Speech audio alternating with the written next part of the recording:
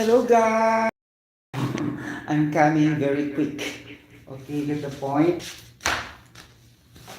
Okay, welcome back to my YT channel. This is your science, safety, health, and music channel.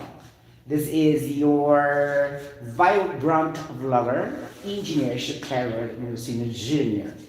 Okay, let's go back for our topic for nitrous oxide. Okay, like that. Okay, then if you are also having your daughter and sons studying chemistry, and then if you have assignments it's very difficult for them to solve or things like that, then you can also drop down message from my FB Messenger, and I can help you to solve some of the chemistry assignments. Okay.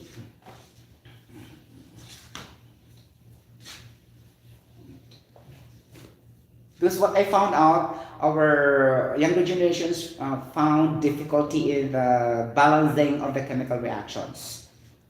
That's what I really observed. Okay?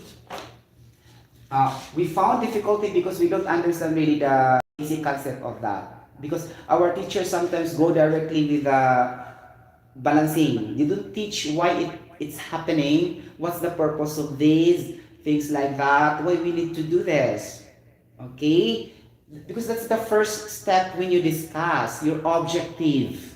Okay? Your purpose. Why we are studying this. Is this study is very important? Can we apply this in our daily life? Things like that. Would it help us to survive in times of difficulties, problems, whatever, things like that. So it starts really with a purpose, objective, your goal, your target, your aim, things like that. Okay? So because I found out also not to generalize all instructors in the universities and institutions, but most of them will go directly to the formula. They will never discuss extensively what's this all about. That's why the students will be wondering what's this all about. And the chance is they will just plainly memorize without understanding the deeper perspective out of that particular topic. You get the point? Things like that. Okay. Now we go to, as I promised a while ago, okay, this is gonna be nitrous oxide. There's a question I saw also in the website, and there's a lot of, because I'm a member of the chemistry group internationally. We have also one page there, chemistry group globally. Okay, and there's a lot of posts there. Sometimes I make posts there, of course, because I love chemistry, right? Things like that, and they are keep on arguing things like that, blah blah blah, so on. So they don't know really that it's just the same things like that. Okay, but I don't really try to argue there, but I just comment there professionally also, things like that. Okay, so nitrous oxide. Okay. Nitrous oxide, mga palangga. Okay. And the question is stated that which of the following is a laughing gas? Okay, laughing gas. Oh, the gas that laughs too much, and you will be ecstatic, and you will be in an extreme happiness, in a state of euphoria, as soon as you inhale this type of gas. And this gas is nitrous oxide. Okay, another name of nitrous oxide will be dinitrogen oxide. Okay, so we don't have to argue that is nitrous oxide, that is nitrogen oxide, because it's just the same. Okay, and sometimes also dinitrogen monoxide. Okay, but it is popularly known as nitrous oxide. But these two are quite not used nowadays. This nitrogen dioxide and dinitrogen monoxide. Okay? Dinitrogen oxide and dinitrogen monoxide.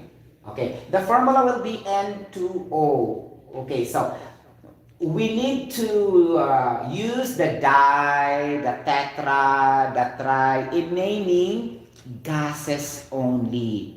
Okay, you cannot apply that to the ionic compound. That is the rule in chemistry. You get the point? That's why you will never say dimagnesium chloride. You will never say like that. Okay, you will never say also a trisodium chloride because that's an ionic character. You can apply that only to the molecular compound. Non-metal plus non-metal. Things like that. You get the point? So, or gas plus gas because obviously non-metal is a gas. Am I correct? Except for metalloids and semiconductors, right? Things like that. You get the point? Things like so, or transition elements, they can behave in another way, just like a mercury. A mercury can exist as a solid and sometimes can exist as a liquid at a certain temperature. You get the point with 760 NNHG pressure. Things like that. So, nitrous oxide, N2O. Okay, again, nitrous oxide, dinitrogen oxide, and dinitrogen monoxide. Why monoxide? Because one atom only in oxygen. That's why mono. Okay. Now, if you don't want to say mono, that will be only as plain as oxide if you don't want that. Okay. That's why most of the times during examination, this will not be on the fill in the blanks. This will be most of the times in the multiple choice questions. Right? Because there's a lot of names, the same. The point, things like that. Okay. So how can we produce nitrous oxide? Is this a greenhouse gas the same as the carbon dioxide? Okay, that's my question. Okay, things like that. So natin mga goal and objective to answer that. Okay, so nitrous oxide, how can we say that? For example, N2 plus O2 like that. Ang bigaon ng oxygen na apirmi sa atong planet Earth. Oxygen is the most abundant element in the planet Earth and the most bigaon of all the elements. Why bigaon? Because he always react to every element in the periodic table except for the noble gases.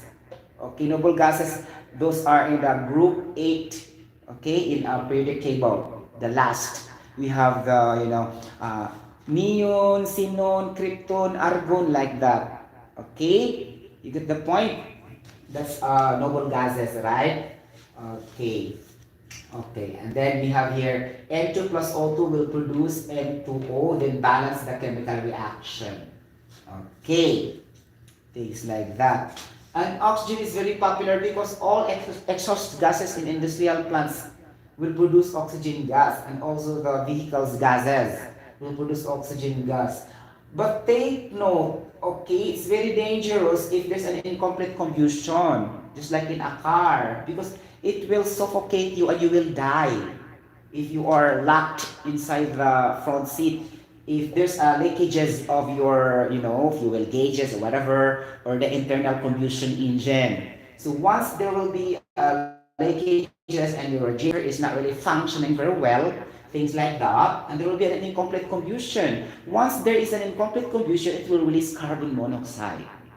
Okay. Again, only incomplete combustion will produce carbon monoxide. If it is a complete combustion, it will never produce carbon monoxide. It will always produce carbon dioxide. You get the point? Okay. Now, so in this case, for particularity or for the specificity, then we may say, really? Yes. If we say combustion, there are two types of combustion. Be careful also with your terminology. Because our teachers are always using combustion that we mean that it is complete combustion all the time. But we take for granted for the incomplete combustion. That's why there's a carbon monoxide. You get the point? Things like that. Again. Incomplete combustion produces carbon monoxide. Complete combustion produces carbon dioxide. So if you say combustion, sometimes we will ask back to the question, to the one who asked the question, it is an incomplete or complete? Okay, but now, if it is stated in the question, really the choices are there, it's expected to be the complete because the choices are all about complete, even though adjective will not be written there. Common sense. You get the point?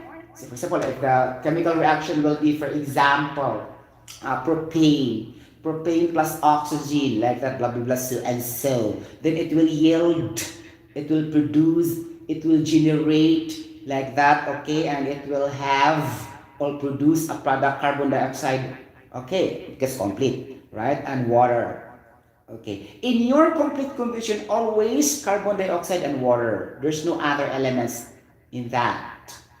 Okay. But for the incomplete, sometimes oxygen gas will be there in the product, hydrogen gas in the product, sometimes moisture also will be in the product, sometimes carbon monoxide in the product. Because that is incomplete, you cannot predict incompleteness of a chemical reaction. There's a lot of byproducts there. It's not stabilized. That's why it's incomplete, meaning not really that stable. That's the reason of its incompleteness, right? Because it's not stable.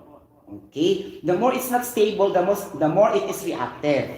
Because the more it is stable, you don't have to react. For example, me, I'm already stable. I have my investment. Do I have to react for other people just to have another investment? I'm already secured financially. So meaning to say, I'm already stable. Why should I always keep collaborating with other people? I have too much money in my bank. I'm now a billionaire. So the elements also are like that. If they are stable, they don't need to collaborate to other elements in the chemical reaction. Okay, the more they are stable also, the more they are unreactive. You get the point? Or they will never chemically combine to other elements. That's another term, chemically combine. Things like, you get the point? Okay, so the example for that are the noble gases. In the periodic table, we have 118 elements in the periodic table. Okay, only the noble gases are stable, okay, and unreactive. But there is also one unreactive but bigaon, and this is the nitrogen. Okay, actually, he is inert. He or she is inert. Third personal pronoun. Okay. Okay, good point. Because I found difficulty. How can I use this in a sentence by referring to nitrogen? Okay, like that. Okay, nitrogen is an inert gas, unreactive, but sometimes he or she can combine, or it can combine it. Okay, to avoid confusion with our grammar, it can combine to other elements. Okay, that's why we have nitrous oxide. Very clear evidence, right? Okay, see, nitrogen reacts to oxygen. Okay, but to think, and nitrogen is inert. Okay, get the point. But limited also only to gases. Okay, get the point. You will never say nitrogen, lithium, nitrogen, barium. It can never be. Nitrogen will only react to gases. Okay, especially oxygen. You get the point. That's the reason that that is non-reactive, meaning that is not flammable. Okay, you get the point. Most of the non-reactive are not flammable. You get the point, basing on their physical properties. Physical and chemical properties. You get the point. That's why it's a requirement in the, in the product that we need to issue their physical and chemical properties because these are the contributing factor of our hazards. Okay? Physical and chemical properties, because in that we can determine what are the physical and chemical changes may occur, because this will result to catastrophic events in the future, especially explosion and major fire hazards. It has to do something with the physical and chemical properties. For example, flammability, toxicity, like that, reactivity, things like that. Okay, and radioactivity, like that. The hazardous elements like that are poisonous. Okay, get the point? Things like that. Okay, you know what I mean? And that can be found in the safety data sheets. Okay, it is listed also in the 16 components of our safety data sheets. One of it is physical and chemical principles. Physical and chemical properties, sorry. Okay, get the point? Things like that. So, N2 plus O2 is equals to N2 to balance the chemical reaction. Why we need to balance the chemical reaction, mga palangga? Okay, we need to balance the chemical reaction in order to begin our chemical reaction. Because if our chemical reaction is not balanced, the chemical reaction will never proceed. You got the point? Things like that. That's why we have an activation energy. Okay. All chemical reaction in the planet Earth have a minimum energy to begin the chemical reaction, and this is called activation energy. Okay. Get the point? Again, activation energy is the lowest and the minimum energy needed in order to proceed and begin the chemical reaction. Without activation energy, then there will be no chemical reaction. That's very clear, right? During the examination or quiz bowl or whatever, they will say blank is an energy needed to start the chemical reaction. Ding, ding, ding, ding, like that. Let's say 20 seconds. Time is up. The answer will be activation energy. Things like that. If you have experience in joining quiz bowl, then you know what I mean. You get the point. Things like that. Okay. So, your activation energy sometimes can be activated by changing the parameters, usually temperature, pressure, volume, sometimes also flow rates, right? The number of moles, and then what else?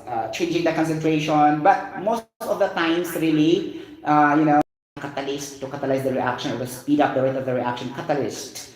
Okay. Catalyst really will never be consumed somewhere along the way in the reaction. The purpose only is to catalyze the reaction. Okay? The reverse will be the inhibitor. Okay, to decrease the speed and the rate of the reaction. It's gonna be inhibitor and catalyst. If you talk about process, you get the point. Most of the times, natin siya mga catalysts. But sometimes, there will be no catalyst. That would mean a natural chemical reaction, or let us say, that's gonna be a spontaneous chemical reaction, or that's gonna be a reversible chemical reaction that will go back to its initial state, even though without adding a catalyst, changing the parameters or whatever. For example, water. Okay, did we do something when we have water? No, it's not. It's natural. So hydrogen plus oxygen is equals to water. And then reverse also. Water is equals to hydrogen plus oxygen. So reversible chemical reaction. Okay? Things like that. Most of them are spontaneous chemical reaction, or it's gonna be like that. You get the point, or natural chemical reaction. You get the point. So with no human factor. Okay. Or no artificial tasks or activities have been made. Have been made. Oh, nakaloka. Okay, get the point of things like that. So we need to balance the chemical reaction because we need to determine the state of dynamic equilibrium. Okay, what do you mean by state of dynamic equilibrium? Okay, because if we have the state of dynamic equilibrium, we can establish the law of continuity. You get the point? So law of continuity, what is in the product will be equal into the reactant. So input is equals to output. This just assumes most of the times because natural reaction doesn't involve losses. But the problem is if there will be losses and you have your recovery and you cannot expect that your input will be equal to your output. Let's just assume in the benefit of the doubt scientifically that our input will be equal to the output without any losses. You get the point. So without any losses, meaning to say you don't have to recover something because there's no losses, common sense. You get the point? Meaning to say also that your container is perfectly tightened without any leakages produced, because the moment it has leakage point, then the gas, the liquid will be flowing into the land or into the atmosphere like that. So there will be losses anymore. So you cannot expect anymore input is equals to output in your overall material balance. Things like that, or your energy balances or your material balances. So let's assume Input is equal to output. The chemical reaction also is also like that. You get the point. So that we can attain the state of dynamic equilibrium. So the rate of your reactant will be equal to the rate of your product. Okay, or the rate of your forward reaction will be equal to the rate of your reverse or backward reaction. Things like that. Okay? Things like that. Okay, now we need to do this to have a state of dynamic of equilibrium. Then, as per, okay, get the point, as per the theory of the law of conservation of matter. Okay, this is our purpose. Why we need to balance the chemical reaction? Because we need to follow and ensure that the law of conservation of matter has been applied in all the chemical reaction, because in that way there is a state of dynamic equilibrium. Then if it is in a state of dynamic equilibrium, it's very expected, 1000% sure, that we have an activation energy so that we can produce a product and then we have a chemical reaction. It's not just balance only without knowing the purpose.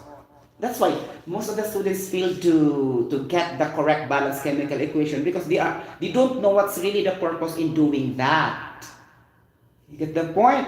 Things like, for example, if you make a coffee, your purpose will make it sweetened like that. So you need to ensure that you need to add adequate amount of sugar. You need to pound that in your glass or a mug, things like that. So there must be purpose all the time. Okay? So di kayo mag-balance without any purpose. Your purpose only is to have grades. It's just a shallow. We need to learn because we need to apply that in our life, in our daily basis, in our daily life situation. Okay, that's the powerful objective of studying. It's not merely on the grades. You get the point? We need to study because we need to use that and apply that in the reality, in our daily life. Things like that. It's not only impressing your parents that you have good grades, like that, you're a scholar, like that, whatever. So that would be good also, but I'm telling the maximum objective for that. Not that kind of just to compete with anybody else, like that. You need to study in order for you to learn and to apply that in the real world, even though you are not at school. Okay? Things like that. So that's the main purpose why we study. Correct me if I'm not. Correct me if I'm wrong. Okay? So if there's no purpose like that, then all of us will not study anymore. All of us don't have education, as in 0 grade. We don't study anymore because we don't have purpose like that. Okay? Got the point? Things like that. Okay. So N2 plus O2 is equals to N2 o mga palangga kong i-charge. Okay. Okay. Now, we need to identify what type of chemical reaction is this. Is this a single replacement, double replacement, decomposition, synthesis, combination, reaction like that, or combustion? Things like that. We need to remember the chemical reaction types. Okay. Before balancing the chemical reaction, because it's in there you will understand how to predict the product, just like this. Oh, it's gonna be like synthesis, things like that, or combination, okay, reaction, okay, things like that. It's combination reaction because you need to add nitrogen and oxygen to produce N2O. Like if it is a decomposition, the N2O will split into N2 and O2 like that. Okay, balance the chemical reaction. Charis. Okay. Now, it's understood that we need to balance the number of atoms. We don't need to balance the number of moles. Okay, because in the law of conservation of matter, your total number of atoms in your reactant will always be equal to the total number of atoms in your product. It's not the number of moles. So this is also another reason why you fail to balance the chemical equation, because you did not understand what should be being equaled there. That is the number of atoms. Okay, you get the point. And the number of atoms are not really equal to the number of moles. Take note. You get the, though we can say that the number of moles is the basic unit of the amount of substance in chemistry, MOLE. Again, the basic unit of the amount of substance is called the mole in chemistry. MOLE. Okay. Now, it's not true with balancing the chemical reaction because we don't use the number of moles. We will use only the number of moles in multiplying that something to the subscript or whatever, things like that, or the coefficient. Okay, things like that. Now, we need to remember the third step. That is the first step. We need to determine the type of chemical reaction.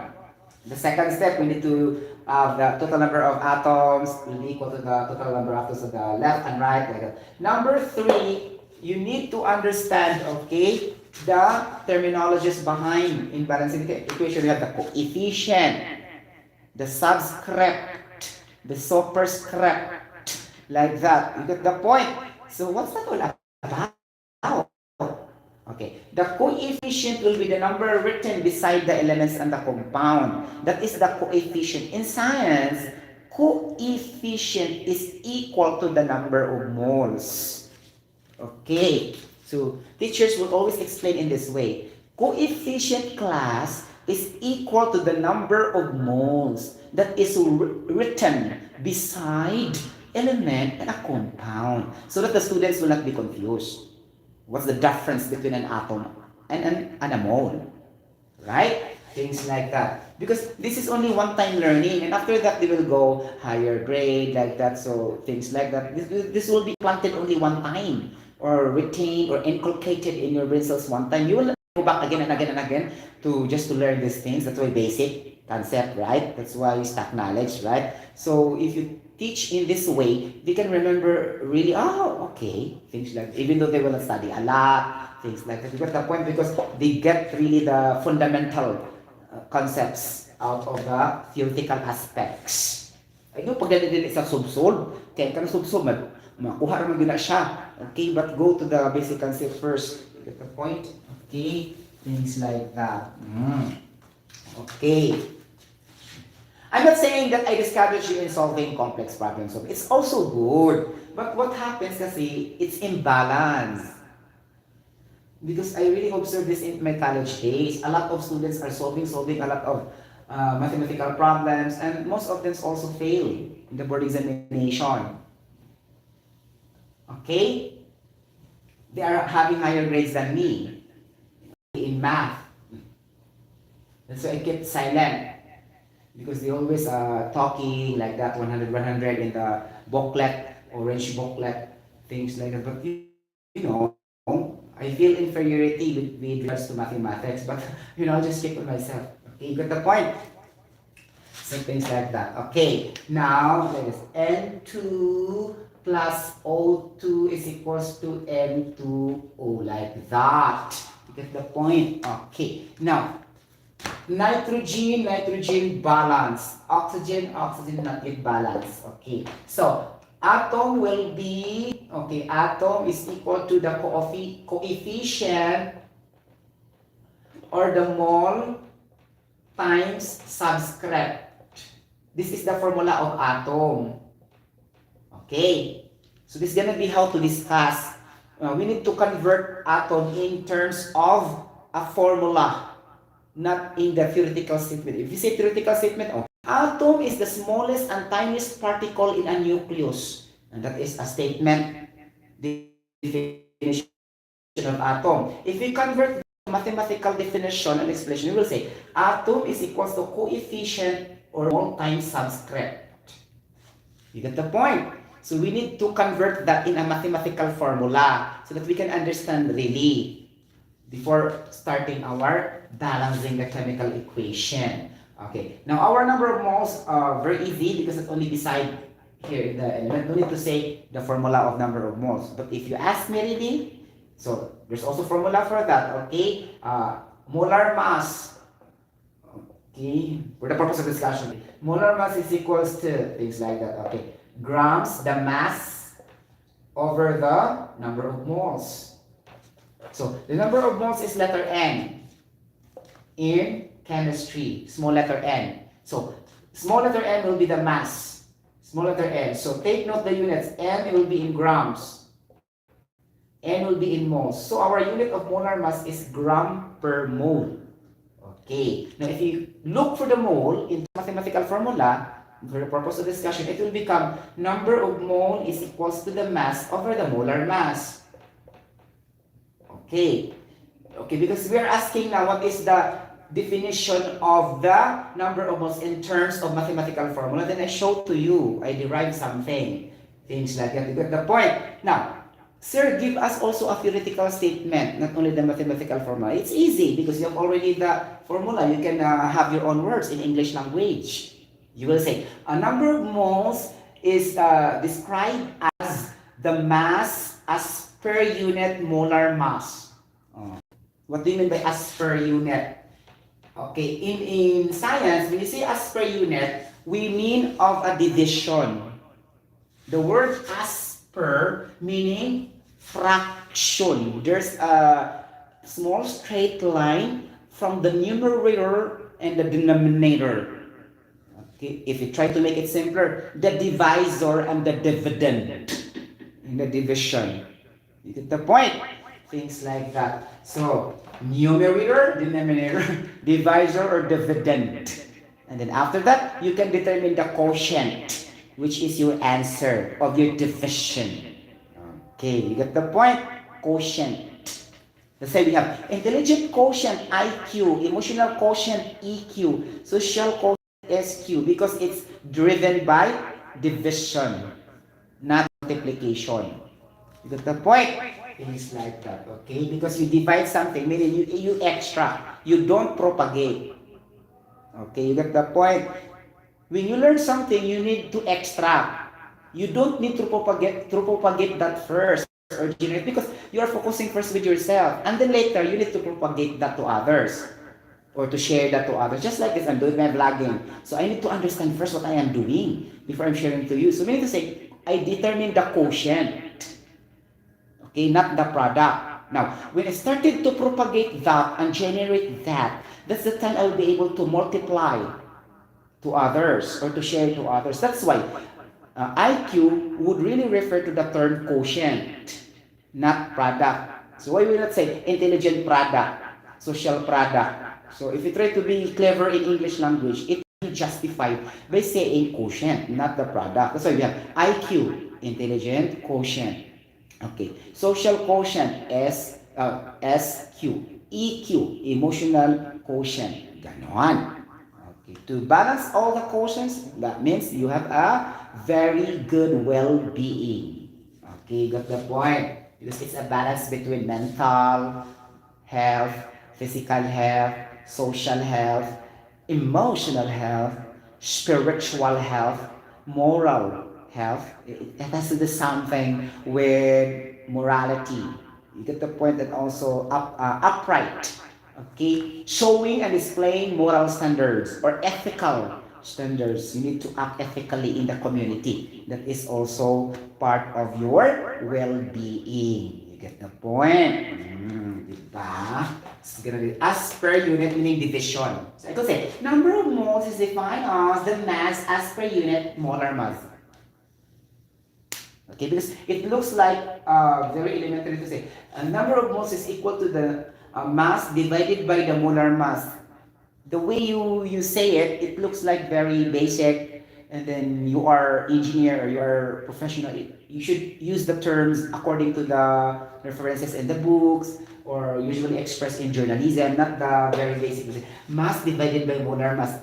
Okay, you got the point, because the book will not say also like that. Okay? Always as per, like that. You get the point?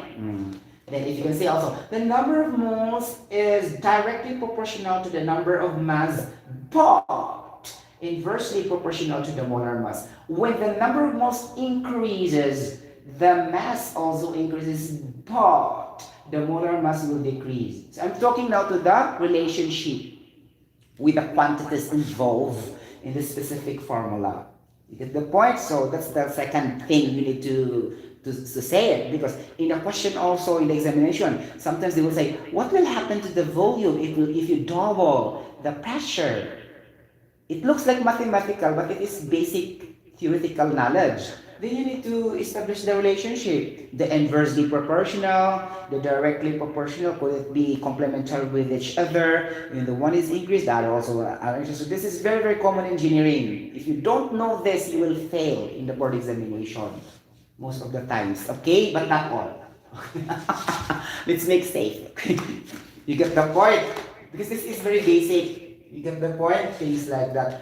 Okay, now, N2 and oxygen. So oxygen, we have 2 subscript, right? So 2 times X. Let X as the unknown of mole. You need to balance the chemical equation in the mathematical point of view. You also let X as the unknown of moles. Okay, like that. So you will say, since you know atom is equal to coefficient times subscript, you will say X times 2. Like that. For oxygen, equal to, okay, we have 1 mole of oxygen here in the N2. So 1, okay, times 1. Okay, oxygen here has no subscript. If it has no subscript, that's automatically 1 in chemistry. If we don't put number again, if we don't put number 1, 2, or anything, that could mean 1. Automatically. Okay, you get the point. So that is 1 times 1. So 2 times x is equals to 2x is equals to 1. X is equals to 1 over 2. Then x is equals to 1/2. Now, you have a fraction in terms of mole. Half of a mole. You get the point, so 1/2. So since x is 1/2, you have to put that beside the oxygen gas because this is your x you left before. Okay, now balance again the chemical reaction in the second step. Okay, nitrogen balance 2, nitrogen 2, oxygen 2. This is gonna be balanced, right? 1/2 times 2 is equals to 2 over 2, then automatically 1. The same as 1 also here. Okay, now this is balanced, but in science or chemistry, you need to avoid fractional mole. In math, how can you do that? In mathematics, if there's a fraction, okay, you need to cancel out, let's say you need to cancel out the denominator, the numerator. You need to multiply whole quantities by a certain number. Okay, that's a technique. So, multiply this wholly meaning entire, okay, by 2. Okay, you will say, 2 times 1/2 is equals 2. Ganun, di ba? Okay, it will become N2 plus O2 is equal to N2O, like that. Okay, now to avoid, okay, you say N2O2 and then 2N2O. Okay, now balance for the third time because your nitrogen will be in balance now. So nitrogen 2, 2, 4, and then you will say, for the purpose of discussion, also again, we let X the number of mole of nitrogen. Here, X, the nitrogen. So, X times 2 is equals to 2 times 2 is equals to 4. 2x is equals to 4x is equals to 4 divided by 2, then x is equals to 2. This will become 2 moles. Why I did this way? Because if you will go directly in your discussion like 2 times 2, I will put 4 like this as a trial and error method in which most of the teachers are teaching, not the algebraic way of balancing the thing.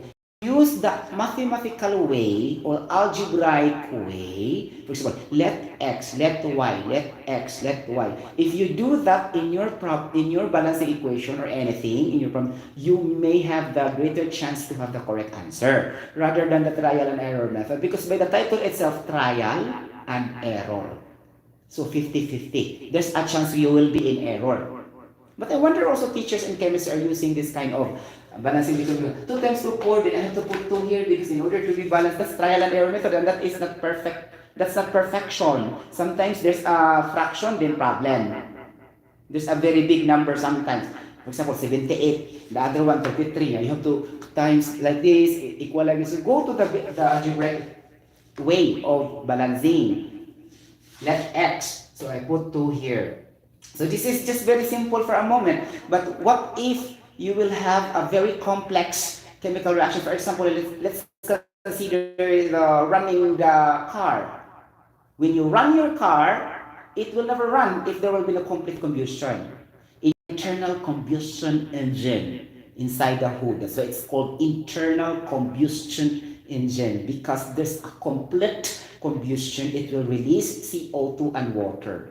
That's why you need to maintain the coolant so that the water will be yielding the appropriate amount of water together with the carbon dioxide because that is complete combustion. As soon as there will be a complete combustion, then that's the time your car runs. You get the point? Things like that. Now, if there are leakages, then problem. It will cause overheating or whatever because for the reason also that the fuel is flammable.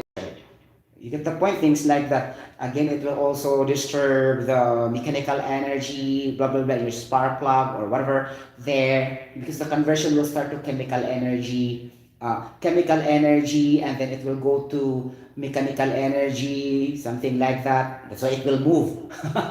Because mechanical energy and your chemical energy starting from either water and the fuel. It's not only the fuel, it's the water also. Because if there's no water, there's no complete combustion. How can your car will run? Okay, now your hydrocarbon there will be the gasoline. Okay, so gasoline chemical reaction is the most complex chemical reaction in the hydrocarbon. Okay, because it cannot be easily be completed in your chemical reaction. I will show you. This is a chemical reaction in order for your vehicle to run. Okay, I need to explain. Okay, right? Okay. Now, if somebody will ask you scientifically, how can I run my car chemically? Very strange question, right? Then you need to solve the chemical reaction. Okay? Because the question is that, how can I run my car mechanically?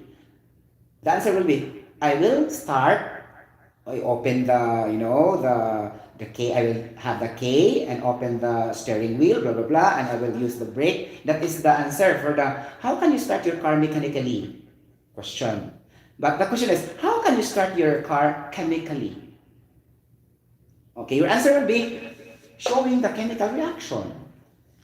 That's why English language is very, very important because you can easily comprehend the questions very well. I tell you honestly, if you are good in English language, you have the 80% up to pass several examinations, whatever they are. Could it be mathematics, English, psychology?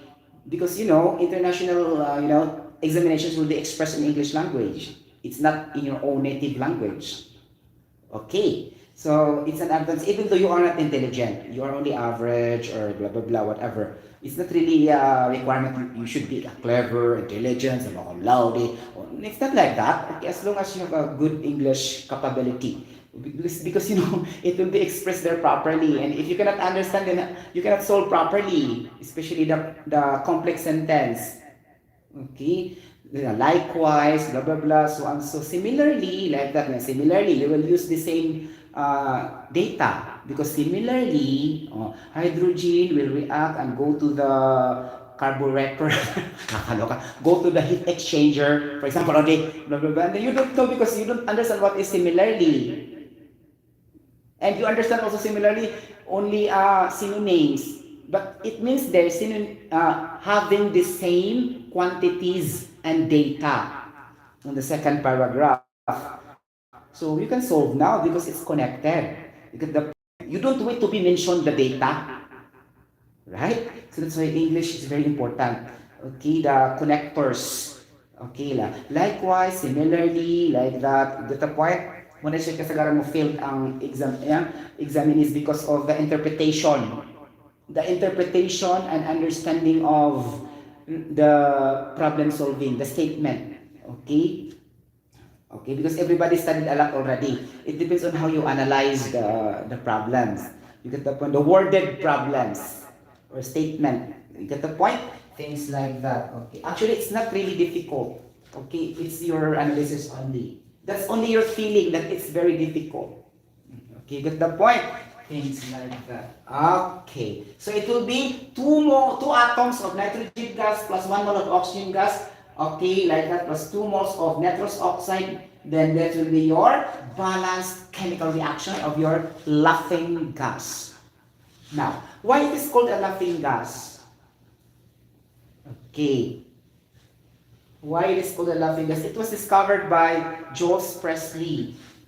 Okay, when the oxygen gas isolated.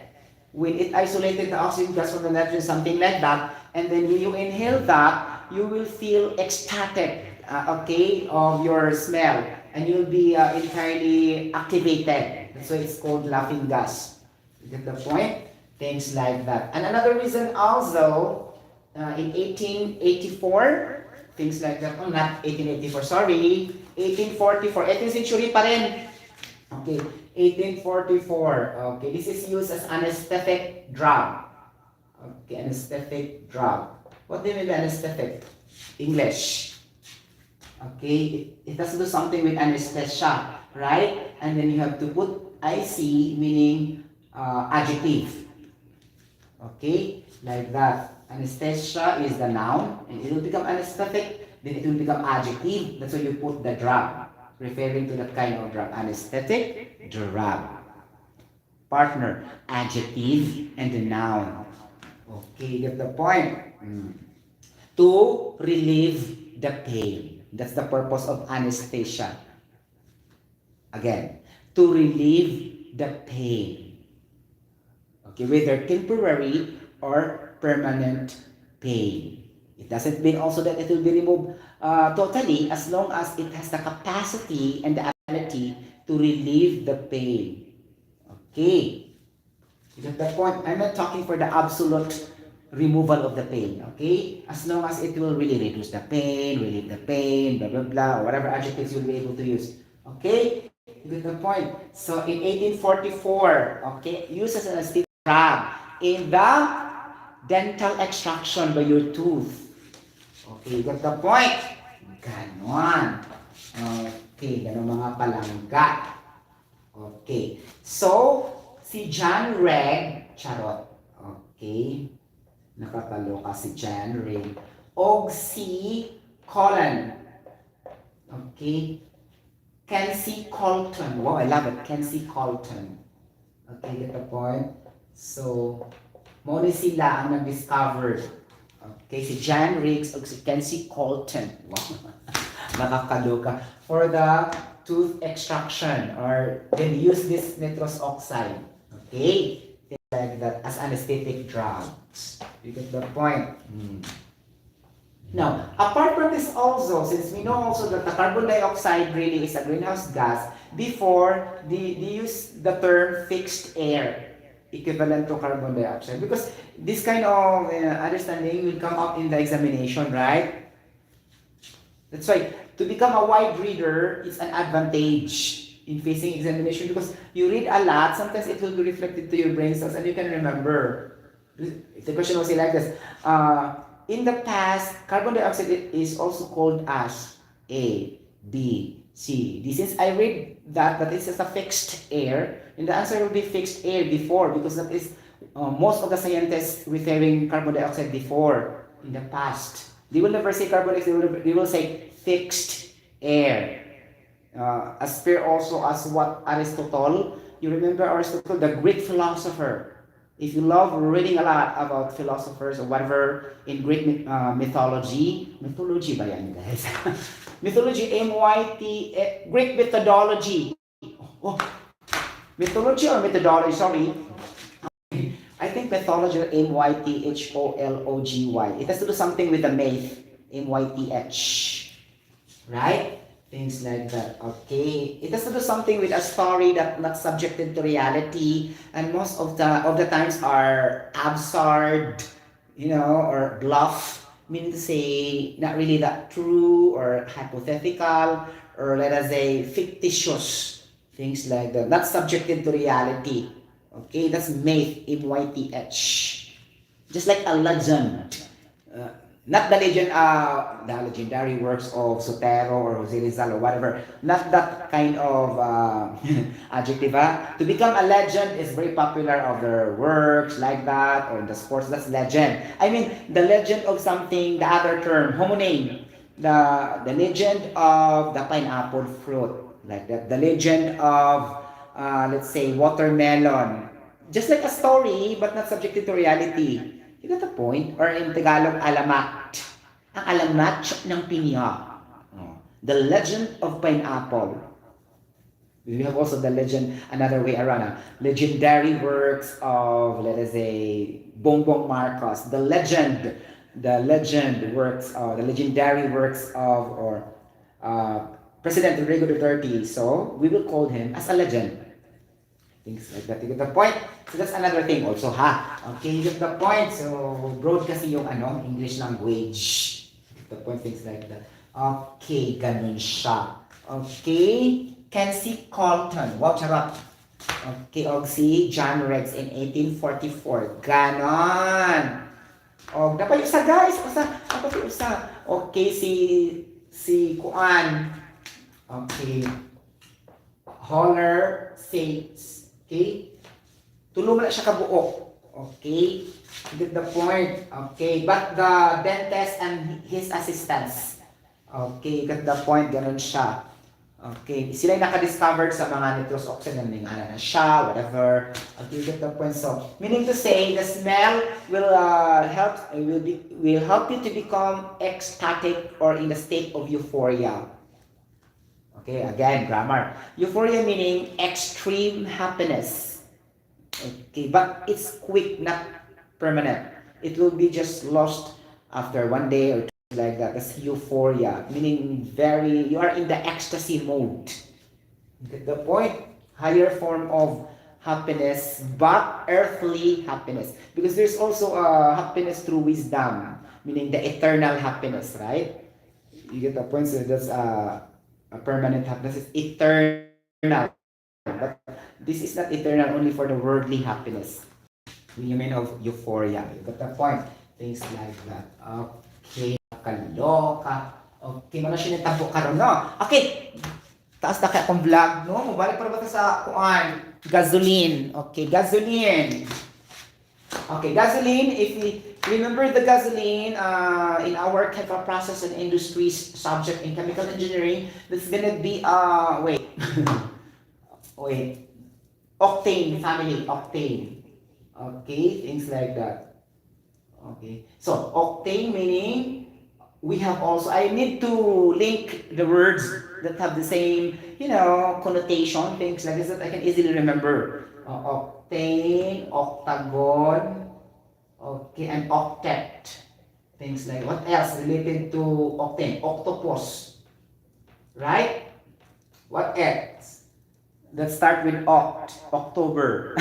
Sorry, that's joking only. Okay, so it's gonna be octane, octagon, octet, and octopus. It has to do something with the 8 number. Why do we include octopus? Because their tails also will form like a number 8. That's why it's called octopus. Things like that. Okay, the shape of this octopus sometimes it's not really that a perfect 8, but sometimes it will be looking like that. That's why octopus. These are animal species in the water, in the aquatic habitat, the sea. Okay, things like that. Okay, they will never grow in river. I think so. They will only grow in the ocean and in the sea. I think so. Right? I don't know also if there's a cultured octopus. Just like the bangus, the prawn, the shrimp. I don't understand because I'm not really into that. Okay, now octanes is gonna be C8. Mean 8 atoms of carbon. Okay. When we make of octane, propane, nonane, it refers to the carbon atoms. You get the point? It's not the hydrogen atoms because hydrocarbon composed of carbon atoms and hydrogen atoms. Okay, get the point? Now, you will say also that these hydrocarbons mainly came from petroleum. Okay, petroleum. Oh, it's gonna be the raw material will be the crude oil. Okay, get the point? So the crude oils, things like that. Okay, so when we say petrol, that's only an abbreviation of the word petroleum. Because we want that to be shortened like that. but the correct word for that is petroleum. Okay, we just shorten that into petrol. Okay, that's right. So, okay, and crude oil. This crude oil and petroleum will yield a lot of hydrocarbons later on to different chemical and physical separation processes. Chemical, physical separation processes. Okay? This is all about talking about the separation processes talaga siya. Okay. Okay, we're not talking here of transport phenomena. We're talking here of separation processes. Okay? You get the point? Like that. So what are the separation processes? Okay, for example, distillation, okay, extraction, okay, like that, okay. What else? Screening, okay, crushing, okay, like that, filtration, okay, osmosis, okay, decantation, okay, you get the point. Leaching, you get the point. Flocculation, okay, flotation, like that, okay. What else? We have also crystallization, okay. What else? We have also the condensation, okay. Get the point. And then evaporation or heating or vaporization, it's just the same, by using heat exchangers, right? Things like that. You get the point. What else? So many chemical and physical separation processes. And then we have also the fractionation. Okay. Fractionation is using a fractional distillation column. Okay. This is the mostly common used process in, okay, petroleum and crude oil. They will try to crack this large species into smaller species. Okay, fractional distillation. The somewhere out another way in the fractional distillation, we have also the cracking or the reforming, meaning you need to form another chemicals out of this one raw material. That's what we call reforming. Okay, and a lot will follow there. The carboxylation, like that, the hydrogenation, whatever. Okay, that's the point. And we have also, the most important is the catalytic cracking by adding a catalyst. Catalytic cracking. Okay, you get the point. Like that. And then we have also the most common, the pyrolysis. Okay, the pyrolysis or the pyrophoric tasks of burning. Okay, burning in a furnace. That's also example of chemical physical separation process and mixed with the chemical because chemical kasi, di ba? Chemical slash physical separation processes. So meaning you have to separate the species out of these different processes, whether it is chemical or physical. And then we have also the nuclear reactor, things like that. What's this? Of course, this is kinetics, chemical kinetics. Okay, they're using the nuclear reactor. Okay, things like that. Okay, to determine how fast and slow the chemical reaction are. Things like that. Okay, and then so muna siya ma-produce. We can produce only gasoline after this different processes. We don't have to be specific for the purpose of discussion. But this is gonna be the main idea that before it will produce the yield or the product or the desired yield, then it will go a lot of processes. Some of it also will involve the motor pump because it will travel go up. It's not through gravity. So it needs motor pump to rise this liquid, things like that. For example, 90 degrees pipeline, whatever, 45 degrees like that. Of course, it needs a pipe because it's not easy to carry with the liquid when going up. It must have pressure. So your motor pump must be rated in horsepower or in watts, things like that. That's part also here, right? To separate the going there, going there, going there, going there. Going separation kasi eh. Separation process, you get the point. And then sometimes it will separate the vapor from the liquid, blah, blah, blah, so on, so that is distillation. Things like that, you get the point. or it could also be separating the particle size density, things like that through screening or crushing, grinding, just like a cement plant, things like that. It's going to be separation process also from the whole limestone. It will become later a fine solid substance, which is a cement after the product. Okay, the yield is produced in the market. So this is also part of physical and chemical separation process, right? It's gonna be like that, but in here we're focusing on hydrocarbon only. Okay, so in the whole framework of chemical engineering, we are dealing different products. We need to understand the process. Okay, whether it is solid, liquid, or gas. Okay, basically you don't need an experience to do this. As long as you have the basic theory and knowledge how to study everything, it's very easy. You get the point?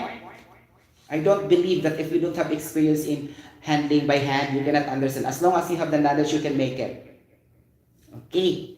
As long as you are a registered chemical engineer, you can be a process engineer even though you don't have experience. As long as you are very clever in different processes, because the hands are easy to manage.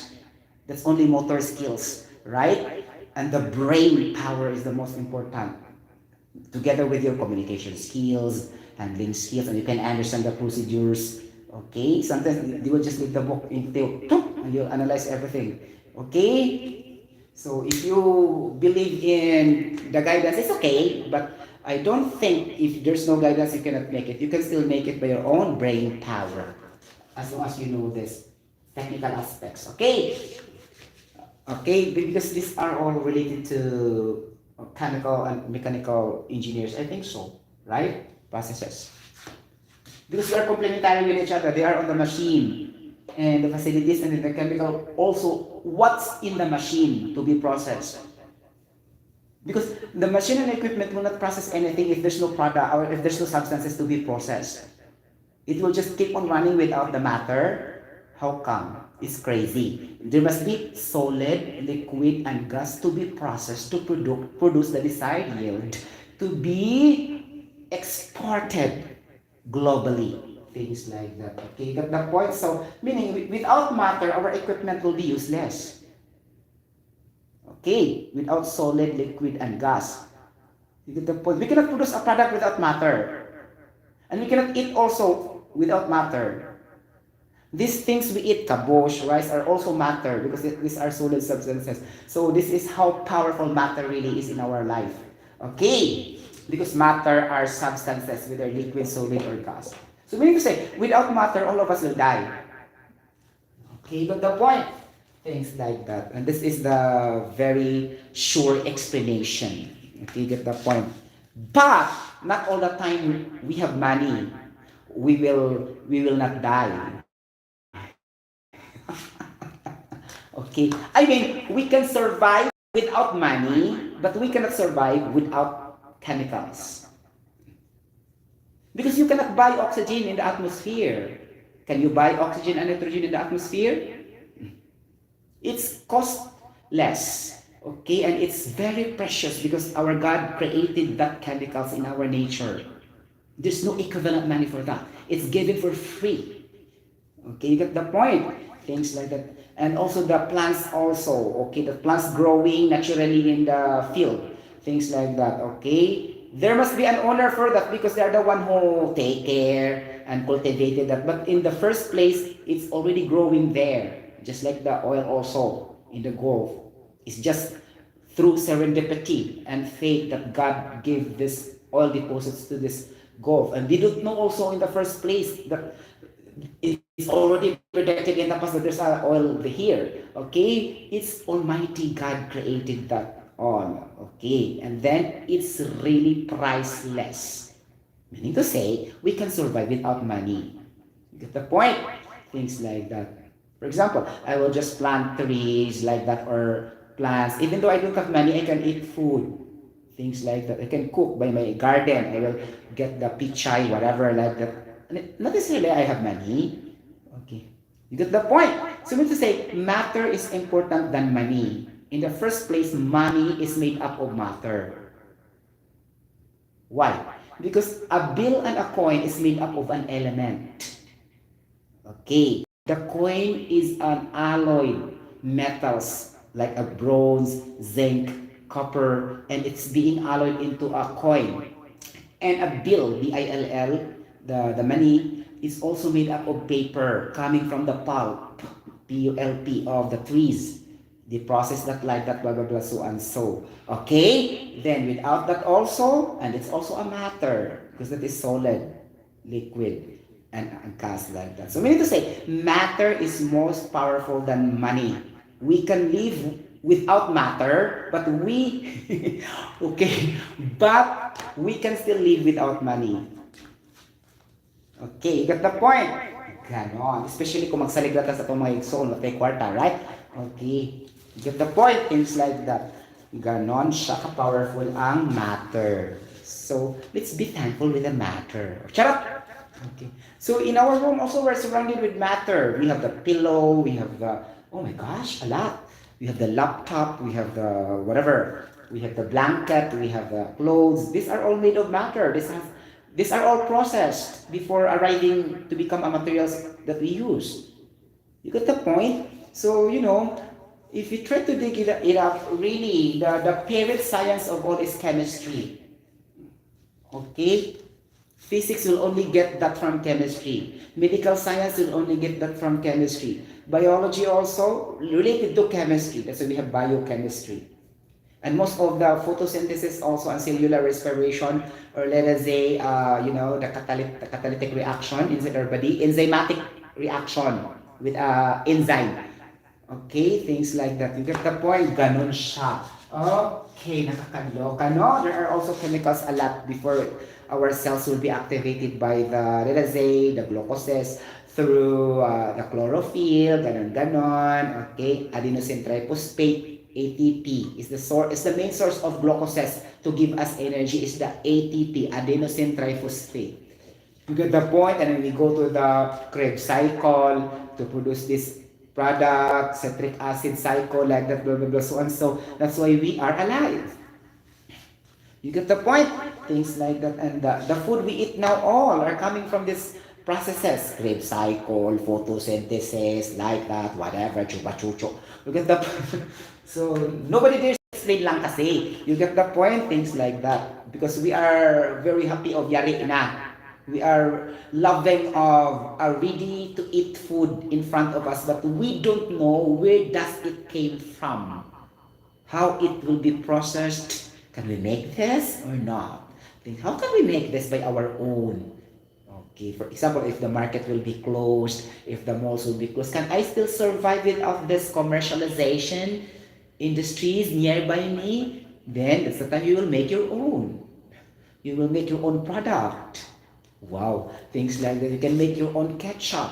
You can make your own star margarine. You can make your own soap. You can make your own shampoo. You can make your own oil. You can make your own biscuits. You can make your own wine. You can make your own beer. You can make your own everything chuba chucho. You get the point? And that is the powerful, okay? That's so very powerful, okay? And that's the power of chemistry. The parent science of all. And also the universe also have the chemistry, the asteroids, the heavenly bodies, like that, the Milky Way, the galaxy, the comets, the stars. If you study also rocket science, you understand about that, especially the long time ago during the Big Bang Theory, 18.3 billion years ago. You can understand what happened, why planets arise, why it evolves, the 9 planets, why we are here on Earth, things like that, blah, blah, blah, so and so. O, diba? It's so enjoyable if we need to study everything. Not everything, we study a lot. Okay, got the point? Ganon. Okay, guys? O, muna na siya natabo, no? So, let's go back. Charis. Okay. Now, I tell you honestly, gasoline chemical reaction is one of the most difficult chemical reactions in hydrocarbon family. Okay, you got the point. So that's why in biotechnology or in the field of petroleum industry, they have a separate course for this to make it really productive and to really speed up their inventions with regards to oil and gas. Things like that. So they have petroleum, BS, petroleum engineering. Okay, specific study that deals with exclusive hydrocarbons. Okay, things like that. And then part of it also is producing petrochemicals. Okay, petrochemicals are products and chemicals driven by crude oil or petroleum. When you mean of crude oil, that's automatically petroleum. Okay, get the point? Things like that.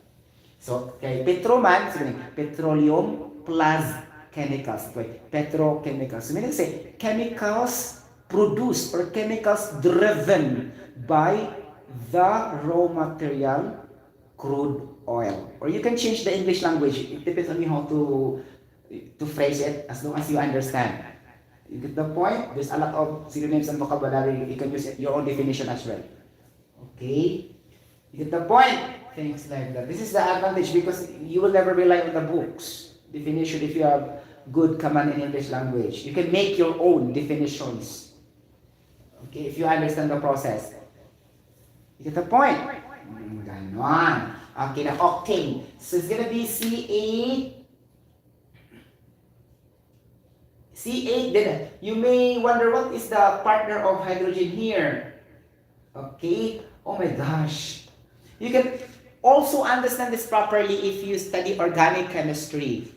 You know, organic chemistry is very powerful tool for this. Okay, the basic organic chemistry. So the hydrogen will be independent of the number of carbon of atoms here. Now, in this case, you need to remember general chemistry lecture 2 in your chemistry. That's why general chemistry lectures 1 and 2 are prerequisites before taking up this organic chemistry because it's in there discuss the Lewis dot structures of, you know, how to orient or how to configure the structural formula in terms of their number of atoms. You get the point? For example, this hydrogen has an electron in the outermost shell. There's a valence electrons, then it will be, for example, hydrogen is discovered by Henry Cavendish, right? Like that. Okay. Then, why hydrogen is the partner of carbon? Because hydrogen is the lightest element in the universe. It's very easy to activate because it's very light. Okay, you get the point? And so it will be spread very well into the carbon atoms in your carbonyl group. Okay, you get the point? So, lightest element in the universe. Okay, like that. Okay, this will be hydrogen.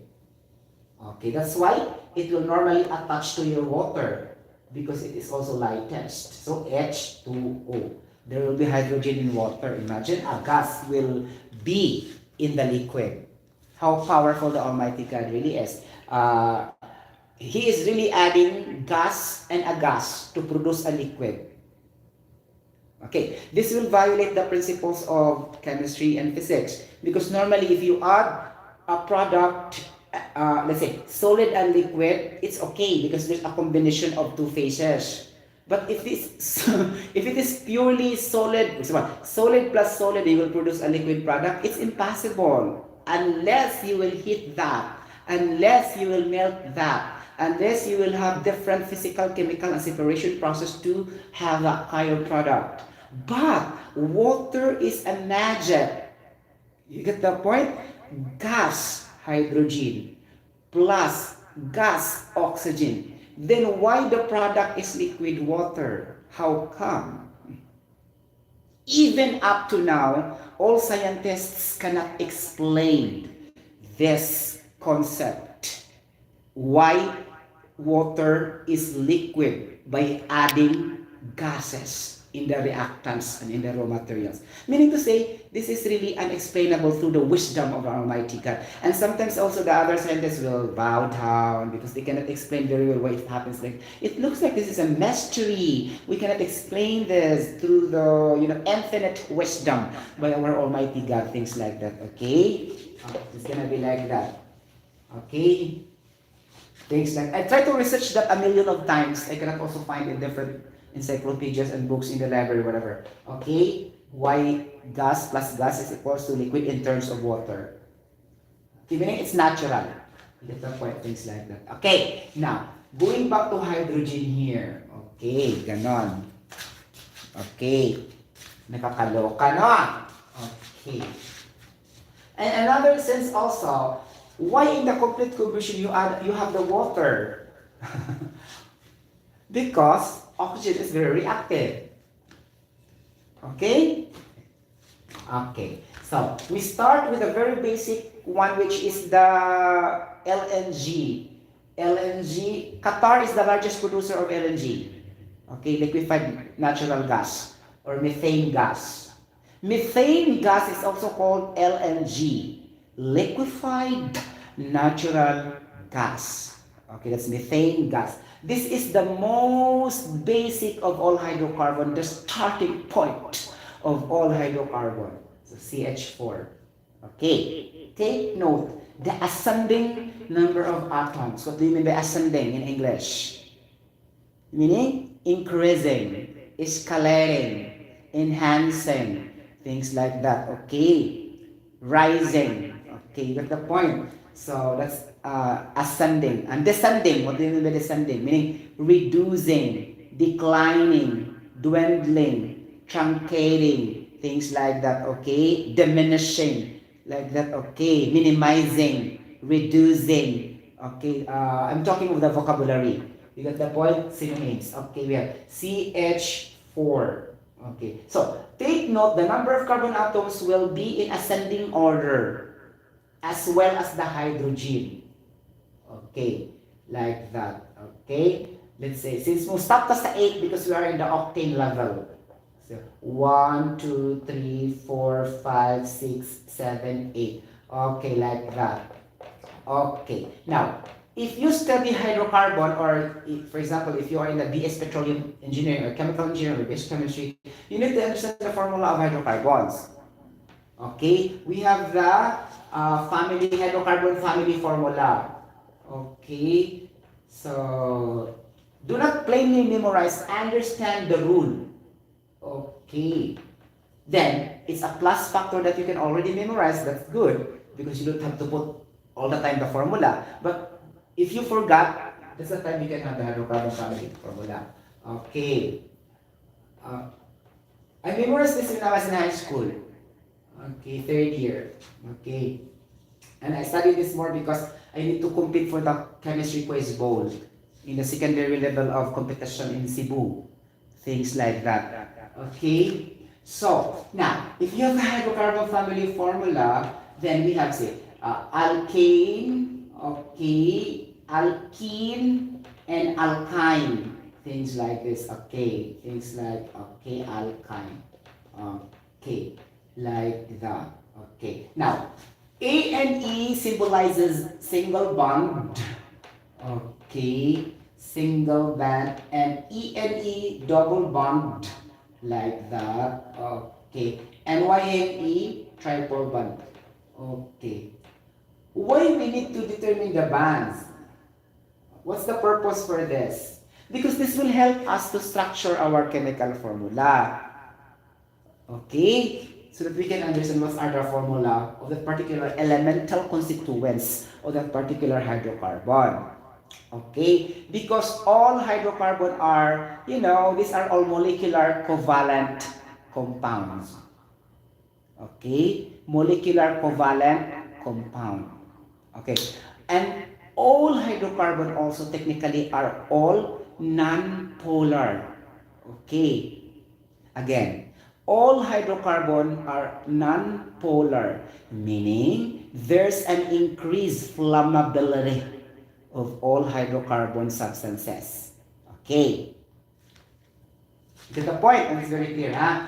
Okay, so non-polar, I will illustrate that here. Non-polar, okay, compound. Or non-polar covalent compound. Okay. Like that. Water is polar, but hydrocarbon is non-polar. Okay, that's why it attracts, the electrocution. Okay, get the point? Things like that. Okay, now we have also molecular covalent. Okay, as you can notice, there are common denominator between the terminology. It's the covalent. Okay, because this is a type of a chemical bonding that drives through electron sharing and electrons transfer. Here, in hydrocarbon, we are dealing with electrons. Okay? Meaning the valence electrons in the outermost shell of the hydrogen and carbon. So electron sharing or electrons transfer. So, sorry, meaning to say, we are using the Lewis dot structure principle, because Lewis principle of acidity and basicity in terms of hydrocarbon will refer to electron donating, electron accepting, electron acceptor, and electron donator. Things like that. You get the point? So, if the question in the board examination or whatever questions in the future, if you try to compete in chemistry quiz, things like it will say, it is a process of sharing of electrons. Your answer will be covalent bonding. You get the point? Things like that. Or you will say covalent chemical bonding. But if you say covalent bonding, that's automatically a chemical bonding. No need to state it. But for total preciseness, you can also make that one. But you know, it's understood already. You get the point? Because covalent bonding is one type of a chemical bonding. You get the point? Things like that.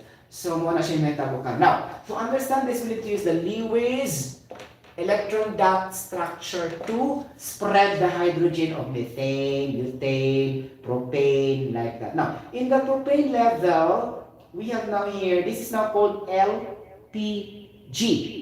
LPG, liquefied petroleum gas.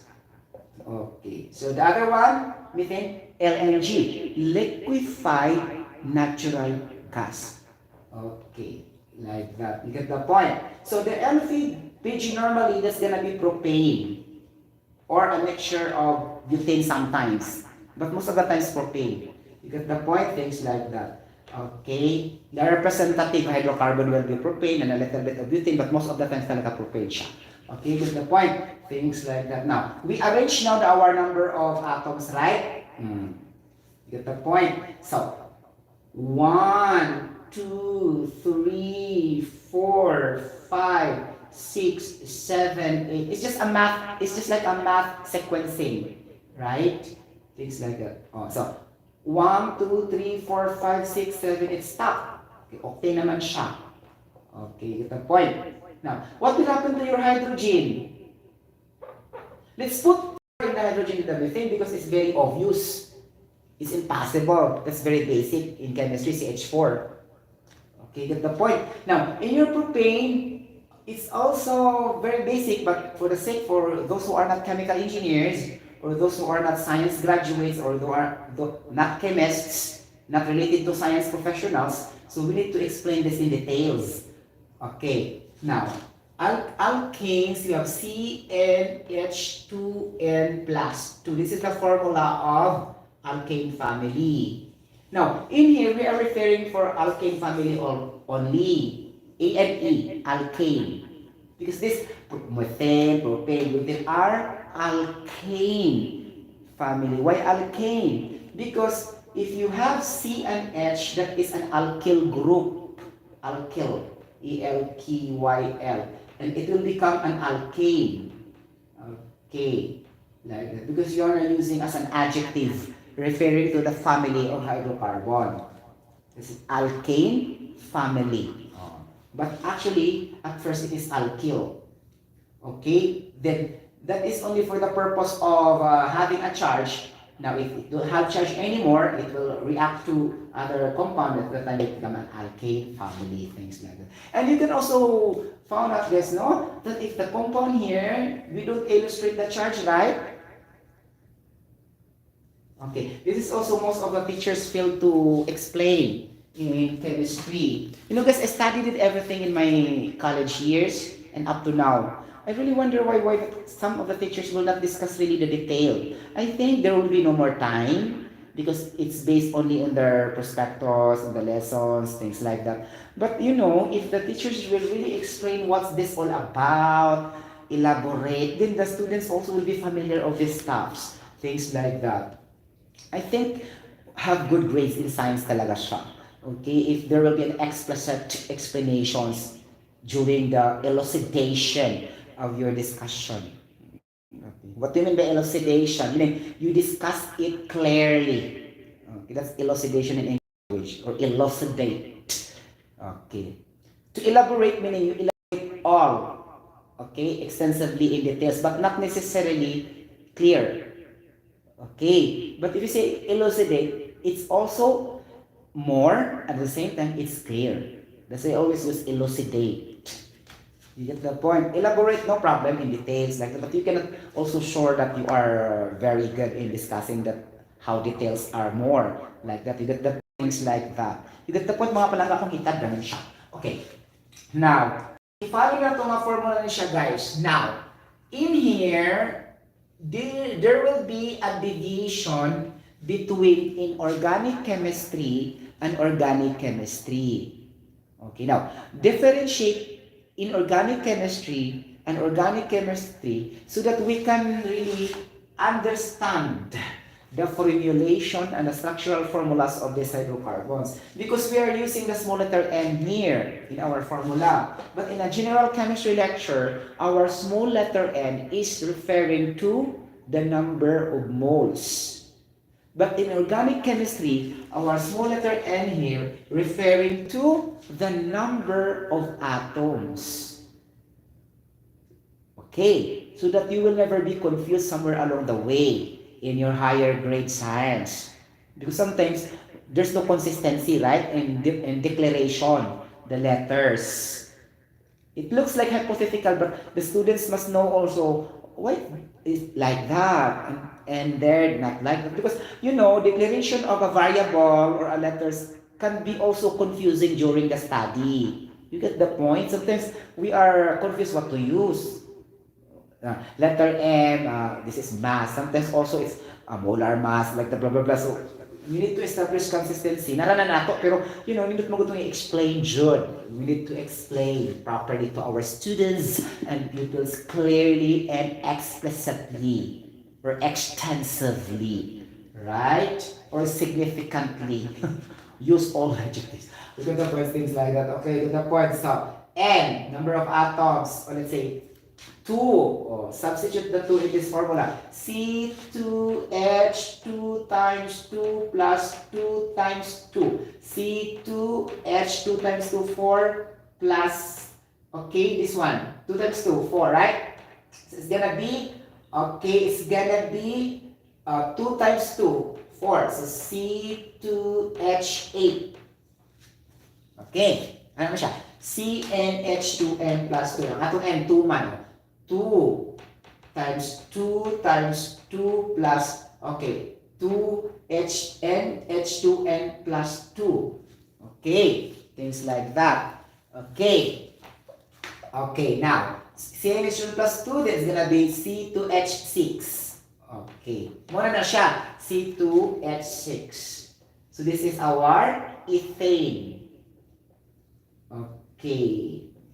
And then our propane will be 3 atoms. So substitute it here. C3, 2 times 3, 6 plus 3. So 3, 6, okay, like that. 6 plus 3, 9 plus 3, 12. Things like that, okay. C3 plus H, 2 times 3 plus N. So 3 na siya.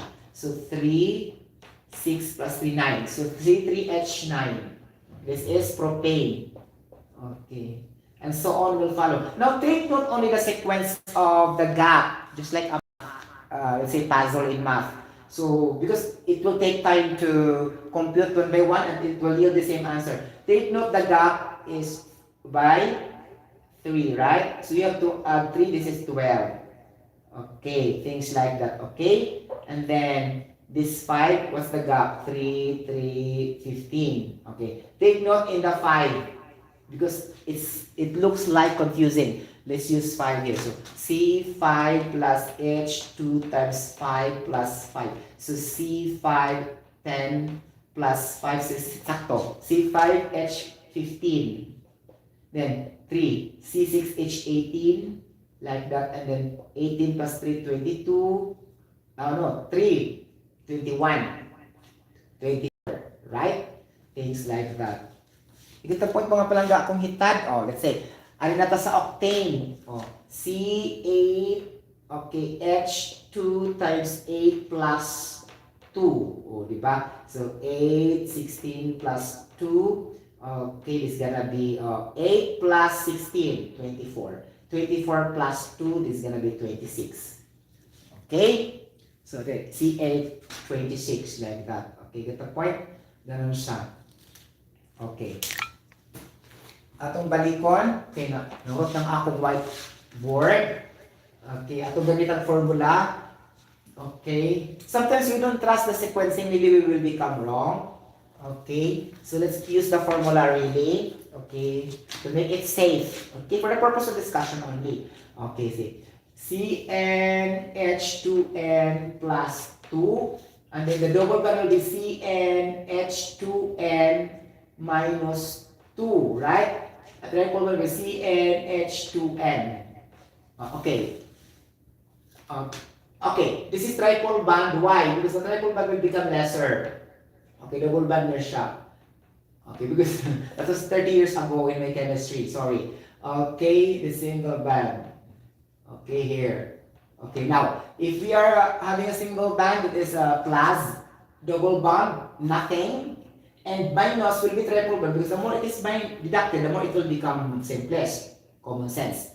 Okay, now so Cn, C8H2 times 8 plus 2, then 8, 16. Okay, okay, so C8H16 plus 2, then C8 is equals to H18. Oh, the formula of gasoline is C8H18. Okay? That's gasoline. C8H18, meaning there are 18 atoms of hydrogen and 8 atoms of carbon in your internal combustion engine. Okay. We are not focusing on the pentane, hexane. Actually, this is gonna be methane, ethane, okay, propane, butane, pentane, hexane, okay, heptane, octane, nonane. Okay, sunod sa nonane guys, decane. Okay, decane, and then dodecane is the 12. Dodecane. I forgot the 11, sorry. Sorry, tao lang po. Okay, I forgot the 11 atoms of carbon. There's also special for that, but most of the times it will not be explained in the class of instruction. I researched this in the library, but I forgot the name. Wait, that is gonna be, oh my gosh, I forgot really. Hemacane? No. It's in my tongue. I forgot. Never mind. There's a special term for 11 atoms of carbon before going to dodecane. Dodecane 12 atoms of carbon. Okay? Decane, 10 atoms of carbon. Octane, 8 atoms of carbon. 9 atoms carbon will be nonane. Okay. Things like that. Sorry. Okay. Himi siya. Himidane. Sorry. I forgot. Kakawin. Dito, nakakaloka dyan. Diba? Okay. C8H18, then you need to your purpose is to run your car, so you need to add oxygen gas. Then you have to produce carbon dioxide plus water. Okay, carbon dioxide plus water. You get the point? And then your water will stay in the radiator to achieve the moisture of your coolant purpose, because to avoid overheating. And then the CO2 will sometimes release into the atmosphere. It can cause also the greenhouse gases, like that, blah, blah, blah, so and so. Okay, this is now complete combustion. You need to balance now. Take note, there are a lot of atoms here, 18 atoms of hydrogen. So if you will use the trial and error method, it is not logical.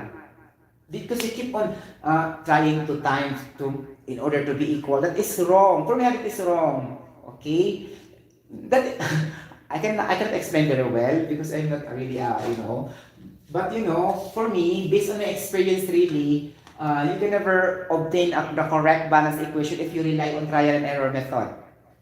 Okay. Now, your rule in balancing the equation is to let the total number of atoms in your raw materials will be equal to the total number of atoms of your products or yield or desired yield or things like that. Now, to achieve the state dynamic equilibrium, you need to put equal sign again. To establish the state of dynamic equilibrium, we need to put equal sign on the center. Okay. Now, so we are going first to the carbon because balancing equation are elemental to elemental constituent, not compound. So there are how many elements here? Carbon, hydrogen, oxygen. So do it individually. Let's say I start with carbon. Carbon atoms. How many atoms of carbon in my raw materials? So I have the subscript. The formula of atoms is subscript times coefficient. So A times, okay, there's nothing beside the carbon, right? There's nothing. So let's say times X. Okay.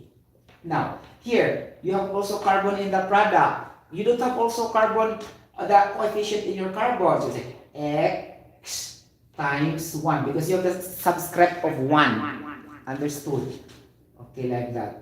It's gonna be so. A times X is equals to X times 1. But in your equation, this is not a linear equation. Why? Algebraic. If you remember the algebraic expression in algebra or in your arithmetic, okay, I'm not good in math, but I just love the theory. Okay, get the point. So if you try to equate that with one side of a variable, that would not be finite. That's infinite because you know you cannot solve for what is being asked because there's no whole number. See, 8x is equals to x. How can you solve the x there? And there's no equal to another number. You get the point what I mean? At least there must be a one digit to equate, not all with variables. That's what I mean. 8x is equals to x. How can I solve the x there? There's no number. There's no whole numbers after that. Okay, so in this way, you can say that you need only to choose one x to let your unknown of number of atoms. So in this case, if that is the chemical equation, you will go to the most deficient number of atoms that you let the unknown x there. In here, where's the deficient? Here, 8 atoms of carbon in the octane gasoline. So that is more. And here in the carbon dioxide, we have only 1. So this is deficient, right? Deficient meaning less. Okay? Or insufficient. You get the point? That's insufficient or that is gonna be less or deficient. The same meanings in vocabulary. You get the point? So it's gonna be like, so I will put x here, not here. So I will erase here. I will erase the x. So I will have 1. So 8 times 1. Because beside the carbon, we have 1. Okay? So it will now become 8 is equals to x. So therefore, you need to put the 8 beside the carbon dioxide. Beside the carbon, in the carbon dioxide compound. So it will become 8 atoms of carbon, okay, and 16 atoms of oxygen. Or you will say 8 moles of carbon dioxide. Take note the way I say the chemistry grammar. Again, I will say 8 atoms of carbon and 16 atoms of oxygen. I will never say 8 atoms of carbon dioxide. Why? Because atoms referring to the individual species. Okay. Number of moles are referring to the entire compound. Okay. That's tantamount to the molecule. Okay. I will say also 8 moles of carbon dioxide, or I could say also 8 molecules of carbon dioxide. But molecules are not really used most of the times in balancing the chemical equation. But it's just have the same connotation. Okay, or the same notion or idea. Things like the point, things like that. Okay, now balance. 8 carbon balance. Perfect. Okay, hydrogen 18 not balanced. Oxygen 16 not balanced also. Too much problem, oxygen and hydrogen. In my high school, guys, the teacher will say you should put the hydrogen last. Okay, in the balancing, in the oxygen last. You will just like that if you use the trial and error method. But if you use the algebraic balancing of chemical equation, either the two will go first. Either hydrogen or oxygen. It's not a question. You get the point. But if you will use the trial and error method, na ibagay-bagay ba, it diri, ana ra. Okay, so mura kag magkuan, mayabo man ka na kadugayan. That's why trial and error. Okay, you get the point. Matag trial and correct method. Sa name pa lang daan, klaro na kayo. Trial and error method. Meaning, there's a chance that you'll be in error. Okay, get the point? After you trial. So, don't use trial and error method. Okay, you get the point? For me. But to those who are very intelligent, they can use trial and error method. There's no question. Okay, but for us, let's use the mathematical way. You get the point? Things like that. So, put the 8 here now. Again, the oxygen attack. Oxygen. So, oxygen 1 times 2. Okay, 2. Here. 8 times 2, 16 plus 1, 17. O deficient ang oxygen gas sa raw material. So, X times 2 is equals to 8 times 2, 16 plus 1. Here, in a molecule of water, okay. Guys, when you say molecule, guys, it composed of 2 or more elements. Okay. That's molecule. Okay. Or compound. Okay. But never say atoms, ha? Okay, with the point. In the one molecule of water, okay, we have only one atom of oxygen. So 16 plus 1. So 2 times x is equals to 17. X is equals to 17 over 2. Di ba nakakaloka? Improper fraction. Okay. So how will we deal with improper fraction? Mga palangga in our elementary. Improper fraction. Okay, 17 over 2. Never mind. Just put that there. Anyway, after that we can solve. 17 over 2. Okay. Now, 17, okay, over 2. Ganun. So, i-balance na namin mo. So, 17 times 2, guys, 34. 34 divided by 2, pila man siya, uy. Nakakaliyo, kamakapalang akong hitaan. 17, or here, 16 plus, balance and oxygen. How about the hydrogen?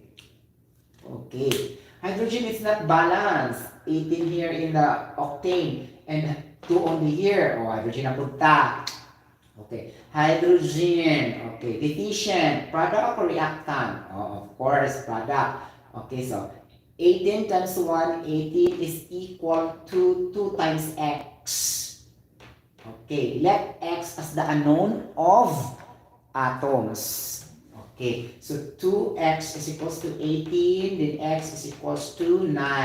So put the 9 here. 18 hydrogen, 18 balance. Perfect. Now, 9 plus 16, oh my gosh, 25, but here is 34. Ang sa matong buhaton nining higayuna, it's not balanced the oxygen. Okay, this is improper fraction. Then we need to multiply the whole quantity with the denominator in order to cancel the denominator. So, multiply with the whole thing. With 2 in math. Multiply both to cancel the denominator so that it will become a numerical figure only, not a fraction. Okay, 2 times 8. Oh, let's get it. 16. 18 times 2, 36. Okay. Okay, plus. Okay. 2 times 17, 34 divided by 2, 17. 17 over 17 oxygen gas is equals to 2 times 8 is equals to 16. So 16 moles of CO2. Okay, plus 2 times 9 is equals to 18 H2O. Now, this is balanced or not? Okay, carbon 16. Carbon 16 is balance. Like that. What the gosh? Hydrogen 30. Hydrogen 36, hydrogen 36. Balance. Okay, now 17 times 2, 34. Oh my gosh. How about my oxygen here?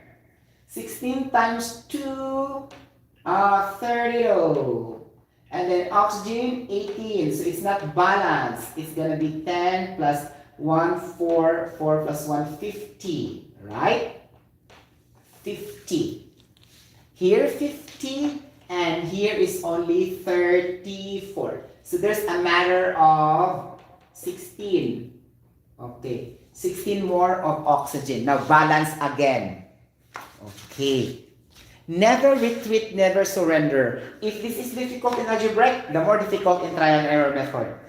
Because you keep on guessing numbers. Okay, that's the point. But here, no guessing. Okay, it's calculation. You get the point, things like na. Mara na siya na. Okay, 51, charish. Okay, so balance again. Deficient kunwari, so you will let x beside 17. See, 17 times x. Okay, multiply by oxygen gas is equal to, okay, 16 times 2, the oxygen atoms in the CO2 compound, 32. Plus oxygen here, 18. 18 atoms of oxygen in the water molecule. 18. Now, 17 times x. 17x. 17x times 2, 34x. Okay, is equals to 50. X is equals to 50 over 34. And this is a huge fraction. Still, what is the rule in improper fraction in our elementary level? Basic knowledge in math. We need to find the least common denominator, or the LCD. You get the point? We're not talking about the greatest common factor, GCF, but we are looking for the LCD, least common denominator. LCD, not the liquid crystal display in the laptop. That's another definition, abbreviations.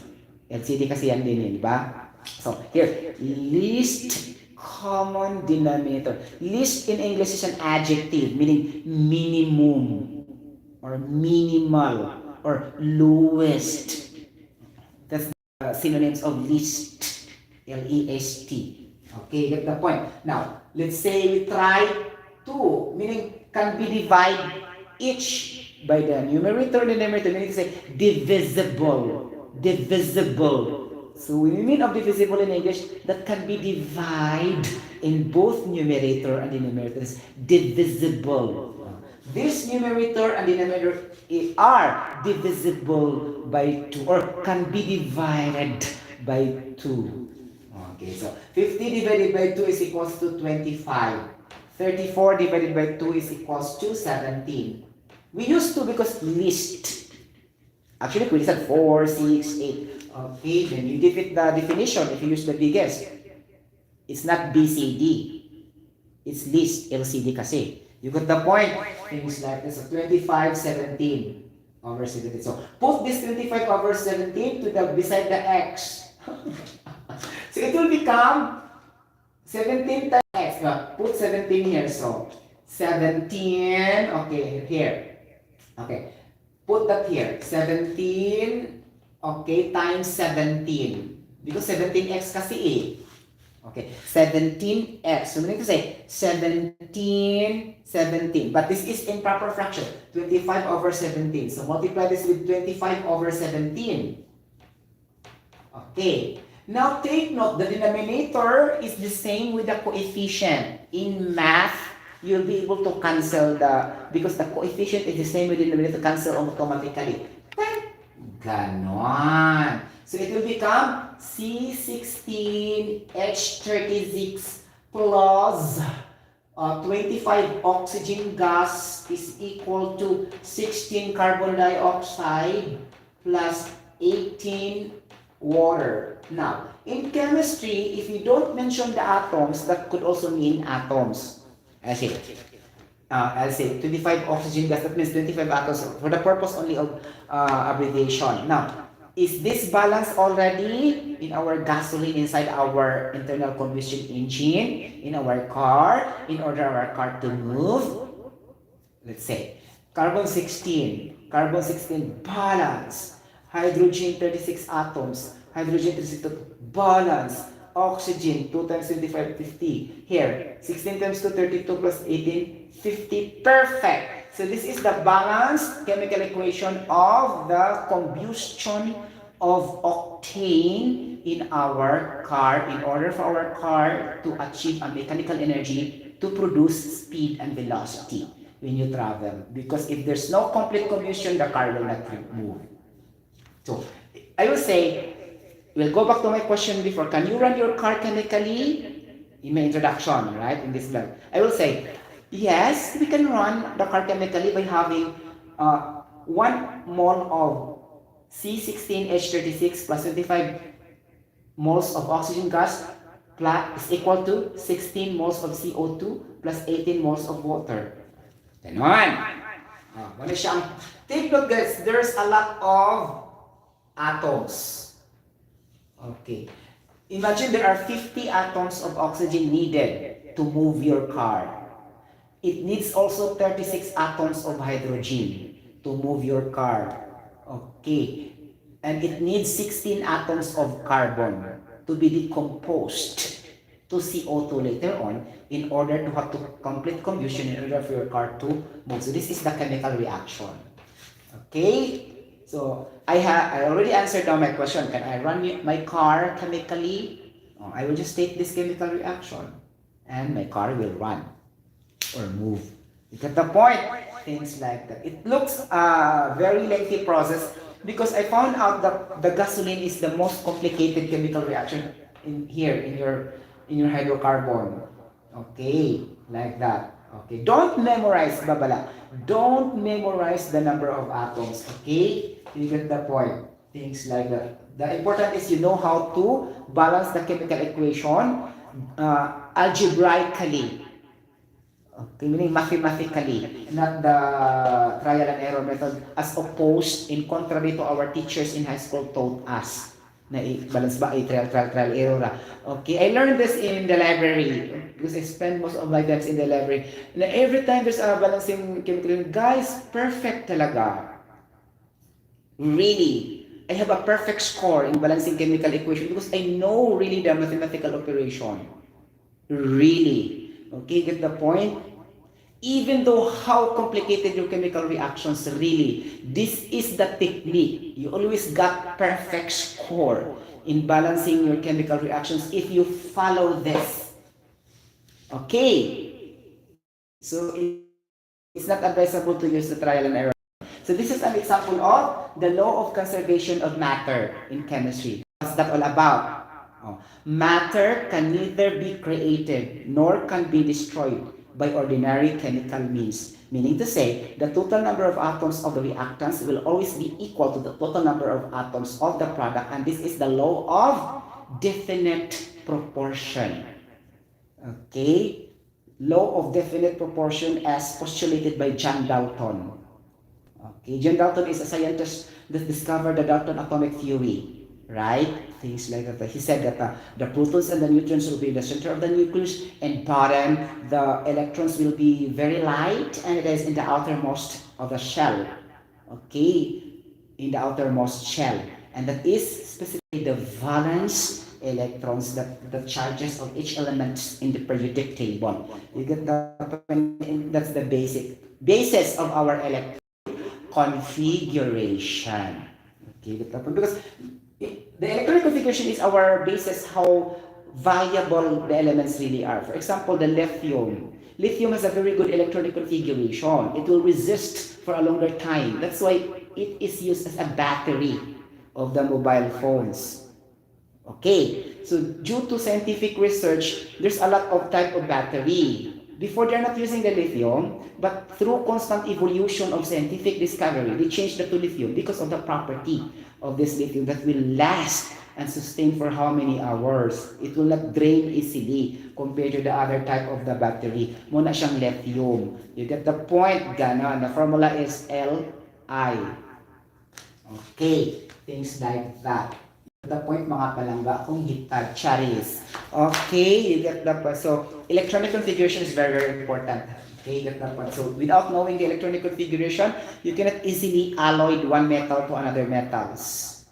In the semiconductor, in the electronics industry, you cannot produce sometimes the silver, diamond, the bronze, galvanized iron sheet like that, or let's say iron, you know, there's still iron or iron steel like that. You get the point?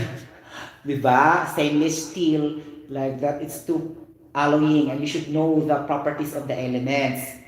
You get the point? So this is very useful to those people who are in the, you know, in the semiconductor industry, electroplating industry, printed circuit board, and electronics. You get the point? So, and then in the metallurgical also industry. So you should know how to do this. Okay, you get the point? So, muna siya yung natabo karon. Now, so that we can understand really, we need to check the elementary particles. So, when we say elementary particles, usay magod kay enumerate mo. What are the three elementary particles? Mga nga na po, sa elementary particles, uy, lagi ko tuluyan na sa mga maestra ni Ana. Ang elementary particles, these are all proton, neutron, and electron. You get the point? That's elementary particles, or the basic particles in a nucleus. You get the point? Things like that. Okay. Because in English language, elementary means basic or simple, things like that, or elementary, things like that. That's why elementary is in the lower level, because that is simplest, basic, like that. Okay, it will match in the vocabulary in English. You get the point? Things like that. Ganon. Since that is elementary, the starting point of all the level in education, that's why it's also main important. You get the point? So just like the same with fundamental, okay, fundamental, vital, essential, significant, valuable, invaluable, substantial, paramount, like that. Okay, you get the essential, indispensable, okay, beneficial. That elementary is also the same. Okay, in meaning in dictionary. It's not meaning all the time that that is a lower level because it's only elementary. No, elementary is also important. Okay, in English language. Okay, because all of us starts in elementary. That's basic. Because we are used kasi in putting that word in our brain cells that if we mean elementary, that is lower level. It's not like that in English language. It has the same meaning with others also. It doesn't mean only that lower levels. It's basic, like that, important, fundamental, vital. The same story. Okay, that's the point. Things like that. Okay, di ba mga palangga? Or it's also same as rudimentary. Wow, it's very difficult, right? This advanced vocabulary. Rudimentary. Rudimentery. So, oh my gosh, that is too rudimentary. Meaning, simple, basic, like that. You get the point? Ganon. Easy to understand. Okay, like that. And the most common way to understand, the most common way to agree with each other, then we will go to the basic. Right? If we agree in the same consensus, why we will use the complex? You get the point? We will use the basic, or the elementary, or the rudimentary. Wow, I love the word rudimentary. Okay, get the point? Ganon, nakakaloka, di ba? Okay. Makalingaw dyan ang vocabulary.